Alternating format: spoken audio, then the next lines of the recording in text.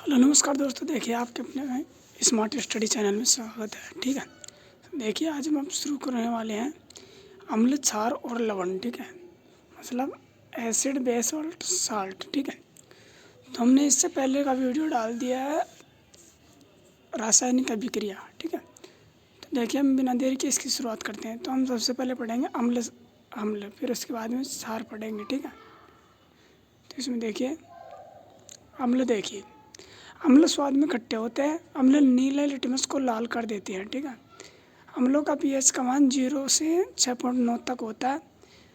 ऑर्नेसिया के अनुसार अम्ल वो होते हैं जो जलीय विलयन में H+ आयन देते हैं। ठीक है, जैसे हाइड्रोक्लोरिक अम्ल जो H+ और क्लोरीन माइनस में टूट जाते हैं। ठीक है, जैसा H2SO4। ठीक है, और जलीय विलयन में तोड़ने पर 2H+ और SO- में टूट जाते हैं।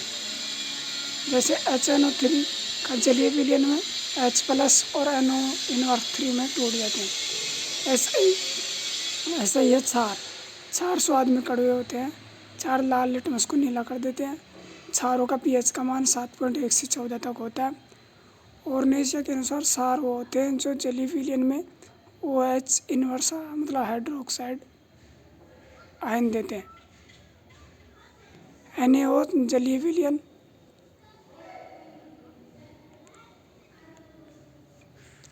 H+ और OH इनवर्स देते हैं। अब पोटेशियम हाइड्रोक्साइड जलीय विलयन पोटेशियम हाइड्रोक्साइड इनवर्स में देते हैं। मैग्नीशियम हाइड्रोक्साइड जलीय विलयन में MH मैग्नीशियम+2 और OH- देते हैं। ब्रोंकेटेलॉरी के अनुसार क्षार वो होते हैं जो प्रोटॉन मतलब H+ ग्रहण करते हैं, जबकि क्षार भी विद्युत के सुचालक होते हैं, जबकि अम्ल जो विद्युत के सुचालक होते हैं। अब लिटमस पेपर लाइकेन पादप से प्राप्त किया जाता है। लिटमस पेपर का वास्तविक रंग बैंगनी होता है। अब पीएच स्केल, पीएच का पूरा नाम होता है पोटेंशियल ऑफ हाइड्रोजन। इसकी खोज 1909 में सोरेनसन ने की थी। इसकी रेंज 0 से 14 तक होती है। 0 से 6.9 तक अम्लीय, 7 नंबर पे उदासीन होता है और 7.1 से 14 तक क्षारीय होता है। नोट, मान बढ़ने पर अम्लता भी घटती है। ठीक है, ये ध्यान रखना। मतलब प्रबल अम्ल कौन सा होता है? जो अम्ल जलीय विलयन में पूर्णतः आयनित मतलब घुल जाता है, वो प्रबल अम्ल होता है। जैसे हाइड्रोक्लोरिक अम्ल H2SO4 HNO3। दुर्बल अम्ल कौन सा होता है? जो अम्ल जलीय विलयन में पूर्णतः आयनित नहीं होता, दुर्बल अम्ल कहलाता है।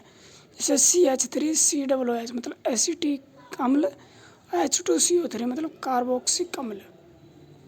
ठीक है, अब क्षार प्रबल क्षार वे होते हैं जो जलीय विलयन में पूर्णतः आयनित होते हैं। जैसे सोडियम हाइड्रोक्साइड और ये पोटेशियम हाइड्रोक्साइड। दुर्बल क्षार वे होते हैं जो जलीय विलयन में पूर्णतः आयनित नहीं होते हैं। जैसे मैग्नीशियम हाइड्रोक्साइड और अमोनियम हाइड्रोक्साइड। अम्ल व क्षार की जांच के लिए प्राकृतिक सूचक लिटमस पेपर, हल्दी व लाल पत्ता गोभी, हाइड्रोजीनियम, पेट्रोनियम, जेरोनियम आदि। अम्ल व क्षार की जांच के लिए कृत्रिम सूचक है मेथिक ऑरेंज और फिनोल्फ्थालीन। अम्ल व क्षार की जांच के लिए गंधीय सूचक जैसे लौंग का तेल, प्याज का तेल और वेनिला आदि गंधीय सूचक के उदाहरण हैं। अब अम्ल क्षार के रासायनिक गुणधर्म, तो ये देख कौन कौन से हैं।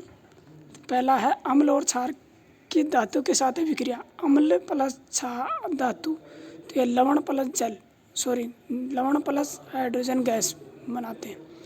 जैसे H2SO4 प्लस जिंक से जिंक सल्फेट और हाइड्रोजन गैस रिलीज होती है। जैसे यह सोडियम हाइड्रोक्साइड और जिंक, तो यहाँ से सोडियम जिंकेट और हाइड्रोजन गैस बाहर निकलती है। पहला है ना। दूसरा दूसरा है धातु कार्बोनेट व धातु बाइकार्बोनेट की अम्ल के साथ क्रिया। धातु कार्बोनेट और अम्ल, इसमें लवण और कार्बन डाइऑक्साइड प्लस जल का निर्माण होता है। जैसे सोडियम कार्बोनेट प्लस अम्ल, तो यहाँ से लवण और कार्बन डाइऑक्साइड और जल का निर्माण होता है। इसमें देखिए, जैसे ये सोडियम कार्बोनेट बाइकार्बोनेट है तो हाइड्रोक्लोरिक अम्ल के साथ लवण और कार्बन डाइऑक्साइड और जल का निर्माण होता है। जब हम जलती हुई मोमबत्ती में कार्बन डाइऑक्साइड गैस के पास ले जाते हैं तो मोमबत्ती बुझ जाती है, ठीक है। जैसे चूने का पानी, कैल्शियम कार्बोनेट और संगमरमर।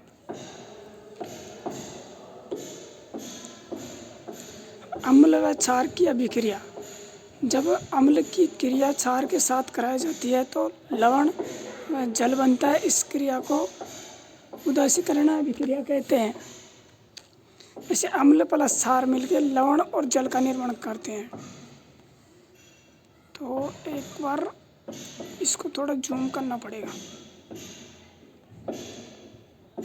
हाँ, तो इसको ऐसे देख लो, ठीक है। PH scale, potential of hydrogen. PH एक स्केल होता है, एक पैमाना होता है। पीएच स्केल की खोज 1919 में सोरेनसन ने की थी। पीएच मतलब log 10 मतलब H प्लस आयन। हाइड्रोजन आयनों के ऋणात्मक लघु गुणक मानों को पीएच आयन कहा जाता है। PH inverse log 10 H3O plus hydronium ion, ठीक है। पीएच स्केल में पी एक जर्मन भाषा का शब्द है जिसका अर्थ कुशांश यानी शक्ति होता है। पीएच स्केल से विलयन की प्रकृति को बताया जाता है कि विलयन अम्लीय है या क्षारीय या उदासीन हो सकता है। पीएच स्केल की रेंज 0 से 14 होती है। पीएच स्केल 0 से लेकर 0 से 3.5 प्रबल अम्ल होता है और 3.5 से 6.9 ये दुर्बल अम्ल होता है। 7 पीएच वैल्यू उदासीन होता है, न्यूट्रल होती है, ठीक है। पीएच 7.1 से 10.5 तक दुर्बल क्षार होता है, जबकि 10.5 से 14 तक प्रबल क्षार होता है। जैसा कि इसमें देखिए, ये डायग्राम के माध्यम से बताया गया है, ठीक है। मतलब 0 से 7 की ओर जाने पर H प्लस आयन घटते हैं, इसलिए अम्लता घटती है। 0 ज़्यादा अम्लीय है और 6.8 कम अम्लीय है। यहाँ देखिए, यहाँ क्षार का मान अधिकतम होगा 14 पर। OH इनवर्स आयन की सांद्रता बढ़ती है, मतलब क्षारकता बढ़ती है। अम्ल का मान सबसे कम होगा 0 पर। अब देखिए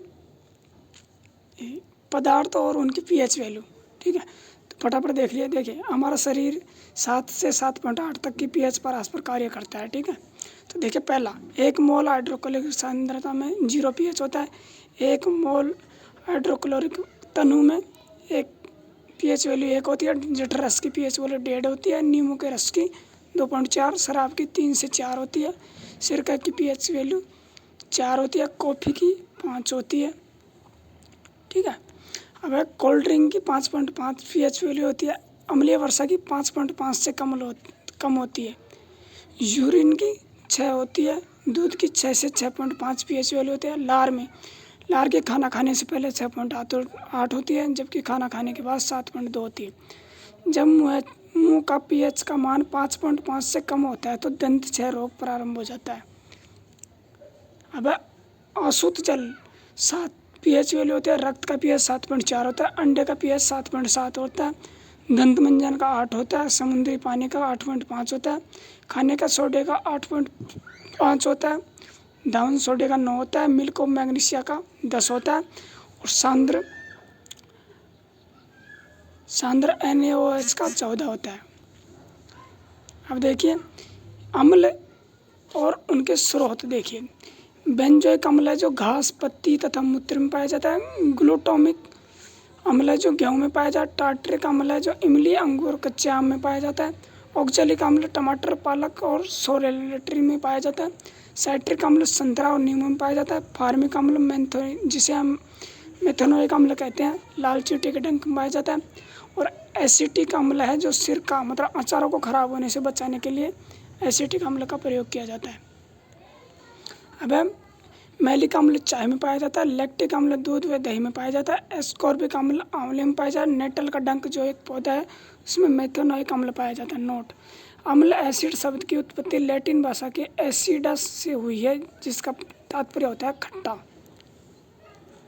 अब देखिए, साधारण नमक NaCl, कास्टिक सोडा NaOH, धान सोडे का Na2CO3 × 10H2O, baking soda NaHOCO3, विरंजक चूर्ण CaOCl2, जिप्सम का CaCO4.2H2O, प्लास्टर ऑफ पेरिस का CaCaSO4 CaSO4 ठीक है।